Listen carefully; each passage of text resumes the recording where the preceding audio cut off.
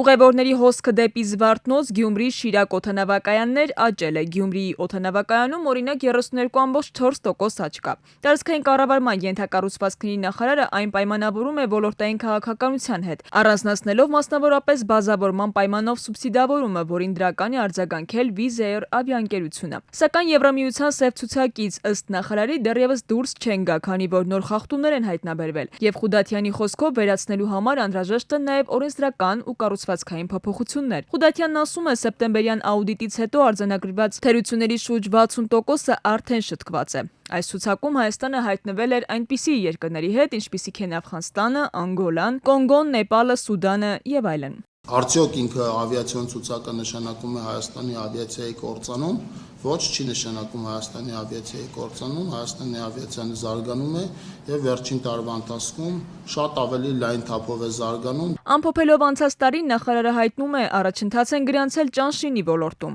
Ամբողջ տարվա ընթացքում իրականացվել է 61 միլիարդ դրամի ծրագիր, որը ըստ Խուդատյանի աննախադեպ է։ Հիմնական աշխատանքները կատարվել են 504 կիլոմետր ճանապարհների կառուցման, վերակառուցման, մանկապարտեզների, ջրագծերի նորոգման համար։ Մի մասը Լոռիում աղետի հետևանքները վերացնելու համար են ծախսել։ Այս տարի կավարտեն դեպի Գյումրի գնացող ճանապարհի աշխատանքները։ Նախարարն առանձնացնում է նաև Քաջարանի 2 թունելների կառուցումը, որը որակեց պատմական, ասելով, որ ամենաերկար ու զրոյից փորված թունելներն են։ Նոր ատոմակայանի կառուցման հետ կապված էլ Խուդատյանը նորություն ուներ։ 26 թվականի ընթացքում մենք կարևոր արձանագրում եւ կարևոր որոշում ենք ընդունել, այն է մոդուլային ատոմականի տիպը ինչպիսին պետք է լինի, մենք այս ատոմականի տիպը ինչպիսին պետք է լինի եւ մենք որոշել ենք, որ ատոմականի տիպը պիտի լինի մոդուլային։ Մենք շարունակել ենք ուրեմն ուսումնասիրել մեզ տրվող առաջարկները այդ մասով, մասնավորապես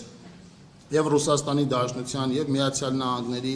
եւ Չինաստանի եւ Կորեայի եւ Ֆրանսիայի մասով, բայց մոդելի ընտրության հետ կապված մենք վերջնական որոշում չունենք եւ մոդելի ընտրության հարցը կարծում եմ կիրականացվի արդեն 2026 թվականին։ Նախարարն ասում է, հետևողականորեն քայլեր են ձեռնարկում ատոմակայանի շահագործման ժամկետը մինչև 2036 թվականը երկարաձգելու ուղղությամբ, ընդգծելով, որ այս նախագծի շրջանակներում աշխատանքներն ընթանում են սահմանված ժամանակացույցի համաձայն։ Նախարարը կարևորում է երկրի 4 հարևանների հետ էլեկտրահամակարգերի սինխրոն միացումը, ինչպես նաև միասնական երթուղային ցանցի գործարկումը Արագածոտնում, Արարատում, Գեղարքունիքում։